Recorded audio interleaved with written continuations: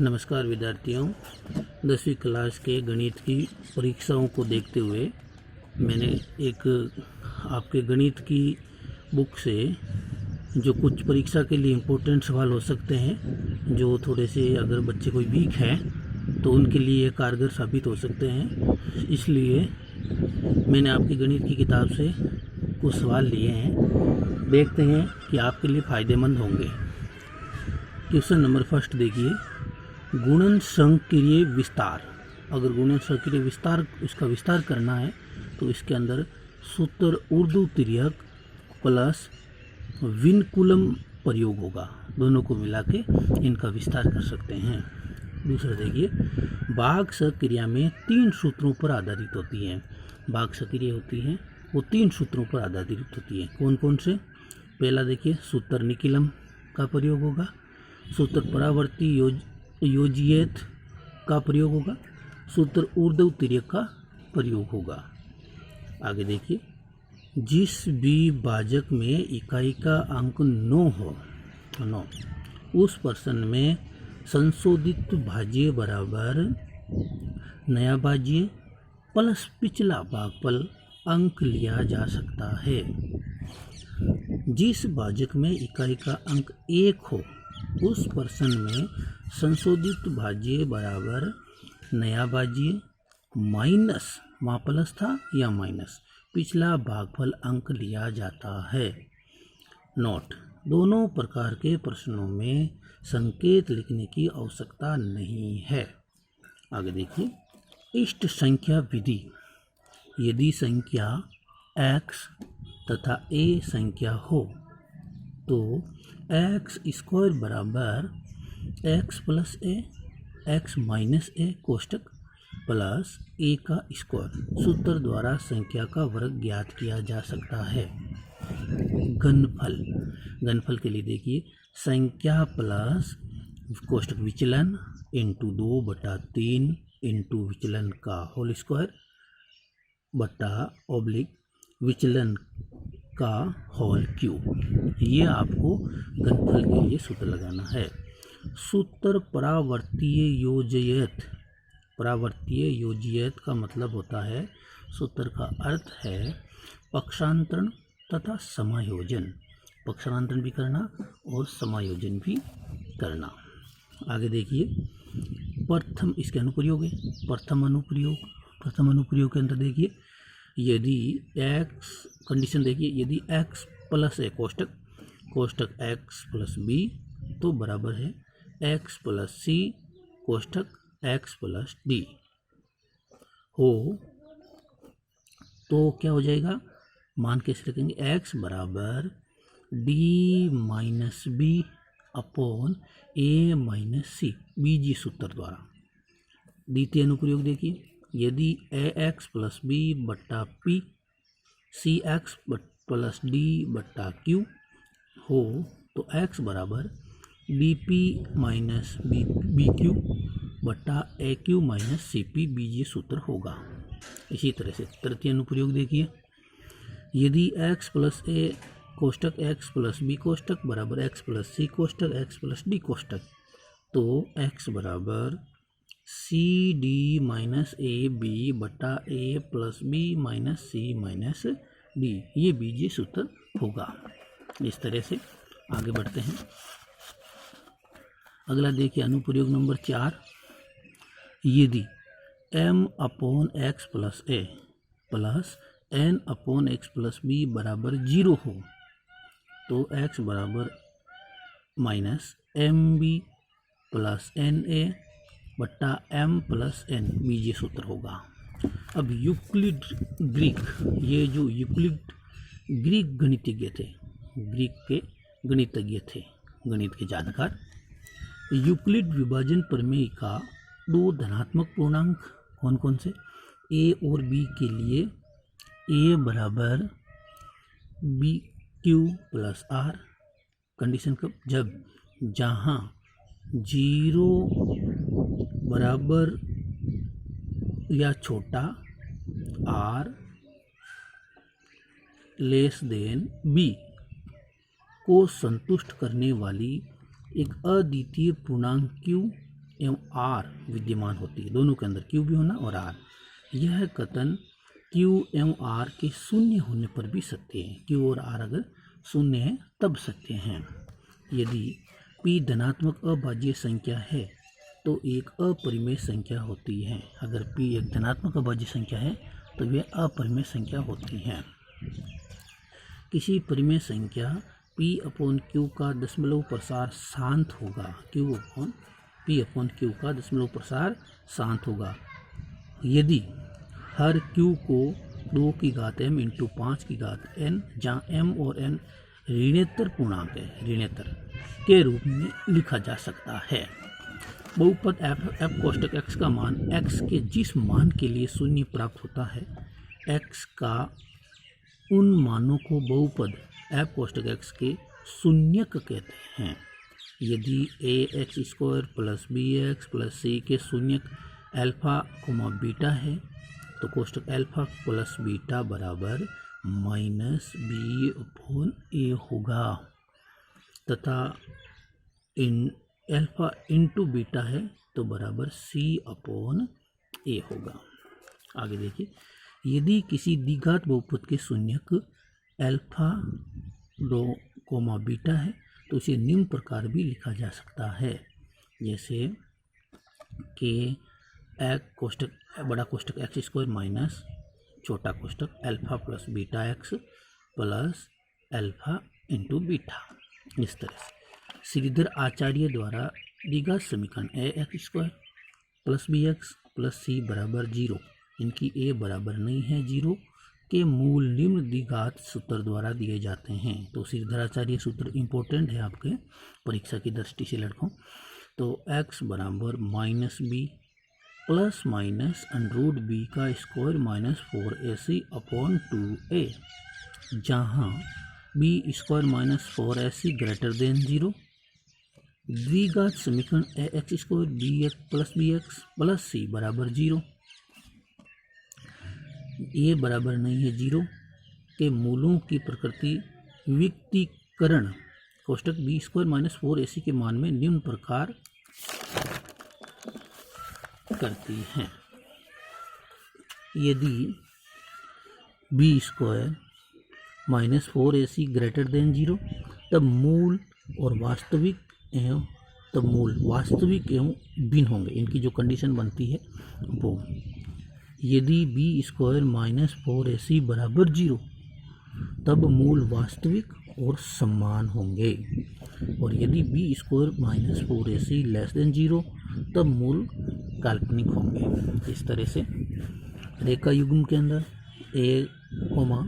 a1x plus b1y plus c बराबर 0, a2x plus b2y plus c बराबर 0 के गुणकों में संबंध देखकर इसके हल की निम्न प्रकार की जांच की जा सकती है। जैसे अगर इनकी ये दोनों रेखा युग्म दे रखे हैं तो इनकी जो कंडीशन बनेगी वो देखिए। वो पहली a1 अपॉन a2 बराबर नहीं है b1 अपॉन b2, तो इनका जो हल होगा वो अद्वितीय होगा एवं युग्म संगत होगा, अद्वितीय होगा और युग्म संगत होगा। दूसरा देखिए, a1 अपॉन a2 बराबर b1 अपॉन b2 बराबर नहीं है c1 अपॉन c2, तो युग्म का कोई हल नहीं होगा एवं युग्म असंगत होगा। तीसरा देखिए, a1 अपॉन a2 बराबर b1 अपॉन b2 बराबर c1 अपॉन c2 हो तो हल असीमित होंगे एवं युग्म संगत होंगे। इस तरह से एक समांतर श्रेणी का व्यापक रूप a plus d comma a plus 2d है, तो जहाँ a प्रथम पद है और d सार्व अंतर है। आगे देखिए, समांतर श्रेणी का व्यापक पद n व पद यानी कि a n बराबर a plus n minus 1 कोष्टक d होता है, जहाँ a प्रथम पद होता है और d सार्व अंतर होता है। समांतर श्रेणी a plus d a plus 2d n minus 1d के n पदों का योगफल Sn बराबर n अपॉन 2 को बड़ा कोष्टक 2a plus n minus 1 कोष्टक d, या Sn बराबर n upon 2 a plus l, जहाँ l अंतिम पद होता है। इस तरह से यदि किसी समांतर श्रेणी के पदों का योग दिया हुआ है, तो श्रेणी का nवां पद निम्न सूत्र द्वारा ज्ञात किया जा सकता है। an बराबर Sn माइनस Sn माइनस 1। इस तरह से आगे देखिए, समांतर श्रेणी के पदों का चयन निम्न रूप में भी करना चाहिए। जैसे पदों की संख्या और पद होंगे, अगर पदों की संख्या 3 है मान लीजिए, तो इनके पद हो जाएंगे a माइनस डी कोमा ए और a प्लस डी। अगर इनके पद 5 है तो a minus 2d comma a minus d, a plus d, a plus 2d। अगर इनके पद 4 हैं तो a minus 3d, a comma a minus d comma a plus d comma a plus 3d। विशेष कोणों के त्रिकोणमितीय अनुपातों की संख्या। अगर आपको एक सारणी बनानी है जो आपकी परीक्षा की दृष्टि से वेरी इंपॉर्टेंट है और इसमें काफ़ी सवाल भी इसके माध्यम से आपको सॉल्व करने होंगे। कोण डिग्री रेडियन या त्रिकोणमितीय अनुपात 0 डिग्री या 0, 30 डिग्री या π/6, 45 डिग्री या π/4, 60 डिग्री या π/3 और 90 डिग्री या π/2। सबसे पहले साइन थीटा, इसका मान होता है 0 डिग्री में 0, 30 डिग्री का मान 1/2, 45 का 1/√2, 60 का √3/2 और 90 डिग्री का 1। कोस का मान होगा उल्टा 1√3/2, 1/2, 1/√2, 1/2 और 0। टेन थीटा का मान होगा 0, 1/√3, 1/3 और अनंत। कोट थीटा का मान होगा अनंत, √3, 1, 1/√3 और 0। सेक थीटा का मान होगा 1, 2/√3, √2, 2 अनंत। इसी तरह से कोसेक थीटा का मान होगा अनंत, 2/2, 2/√3 और 1। इसी के साथ आगे बढ़ते हैं। साइन स्क्वायर थीटा कंडीशन देखिए, sign square theta plus cos square theta तो बराबर 1 होता है। 1 प्लस टेन स्क्वायर थीटा तो बराबर हो जाता है sec square theta. 1 plus cot square theta तो बराबर हो जाता है cosec square theta. Sine square theta तो बराबर 1 minus cos square theta. Cosec square theta तो 1 minus sine square theta. Sec square theta minus tan square theta तो बराबर 1 होगा। Cosec square theta minus cot square theta तो बराबर 1 होगा। इस तरह से दूसरी कंडीशन देखिए, समानता इसके अंदर साइन कोष्टक 90 डिग्री माइनस थीटा तो बराबर होगा कोस थीटा और कोस 90 डिग्री माइनस थीटा तो बराबर होगा sine theta. Ten 90 degree minus theta तो बराबर कोट थीटा और कोट कोष्टक 90 डिग्री माइनस थीटा बराबर टेन थीटा। सेक 90 कोष्टक 90 डिग्री माइनस थीटा बराबर कोसेक थीटा और कोस 90 डिग्री माइनस थीटा बराबर सेक थीटा। जब 0 डिग्री बराबर या लेस देन थीटा, थीटा बराबर या लेस देन 90 डिग्री, ये कंडीशन होनी चाहिए। आगे देखिए, उन्नयन कोण और अवनमन कोण, त्रिकोणमिति की बात कर रहे हैं। तो उन्नयन कोण के अंदर ये वस्तु होती है, दृष्टि रेखा इसको बोलते हैं, और इसके अंदर ये जो उन्नयन कोण बनता है आंख से हम देखते हैं, और ये क्षैतिज जो सीधी रेखा होती है वो क्षैतिज रेखा होती है। जब ये कंडीशन कब, उन्नयन कोण के अंदर आंख के ऊपर कोई वस्तु हो। तो अवनमन के अंदर देखिए एक्स क्षैतिज रेखा है और अवनमन कोण यहाँ, जैसे ये हमारी आंख है और दृष्टि रेखा यह है, और ये वस्तु, कोई वस्तु आंख से नीचे हो तब अवनमन कोण बनता है, और ऊपर हो तो उन्नयन कोण बनता है। ये कंडीशन बनती है। √2 का मान होता है 1.4141 और √3 का मान होता है 1.732। कार्तीय चिन्ह निर्देशांक और चतुर्थांश में निर्देशांक के चिन्ह देखिए। इसके अंदर ये आपका एक्स अक्ष, वाई अक्ष, और इसके अंदर एक्स अक्ष एक कोटि और ये भुज होता है ये। और इसके अंदर देखिए चतुर्थांश के अंदर फर्स्ट चतुर्थांश प्लस प्लस, सेकंड में माइनस प्लस, थर्ड में माइनस माइनस और फोर में प्लस माइनस, इनकी ये प्लस प्लस माइनस और माइनस। इस तरह से यदि x बराबर 0, y बराबर 0 हो तो बिंदु मूल बिंदु होते हैं। ये जो बिंदु होते हैं ये मूल बिंदु होते हैं। इस तरह से आगे देखिए, यदि दो बिंदुओं में p x1 y1 व थीटा x2 y के बीच की दूरी का सूत्र पी क्यू बराबर हो जाएगा √x2 माइनस x1 का square कोष्टक plus y2 minus y1 का होल स्क्वायर कोष्टक, या पी क्यू बराबर भुजाओं का अंतर का होल स्क्वायर प्लस कोटियों के अंतर का होल स्क्वायर लिख सकते हैं। बिंदु ए x1 y1 और बी x2 y2 को मिलाने वाले रेखाखंड का बिंदु P x y पर m1 m2 अनुपात में अंतर विभाजन बिंदु के निर्देशांक हैं, तो इसका सूत्र बनेगा m1 x2 plus m2 x1 बट्टा m1 प्लस m2 बराबर दूसरा, इसके लिए x बराबर दिया हो गया, y के लिए होगा m1 y2 m2 y1 बट्टा m1 प्लस m2, ये सूत्र हो जाएगा। बिंदु a बराबर x1 y1 और b x2 y2 को मिलाने वाले रेखाखंड का बिंदु है P x, y और m अनुपात m2 के अनुपात में तथा बाह्य विभाजन वहाँ अंत था, यहाँ बाह्य देखिए तो x बराबर m1 x2 माइनस या माइनस करना लगो m2 x1 बट्टा m1 और m2, वहाँ अंत के अंदर यहाँ प्लस था।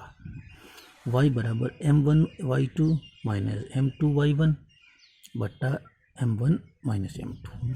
बिंदु a x1 y1 और b x2 y2 को मिलाने वाले रेखाखंडों के मध्य बिंदु को निर्देशांक एक कोष्ठक x2 प्लस x1 बटा 2 y2 प्लस y1 बटा 2, यानी कि x माइनस निर्देशांकों को योग बटा 2 y माइनस निर्देशांकों का योग बटा 2। इस तरह से त्रिभुज की तीनों माध्यिकाएं समगामी होती है।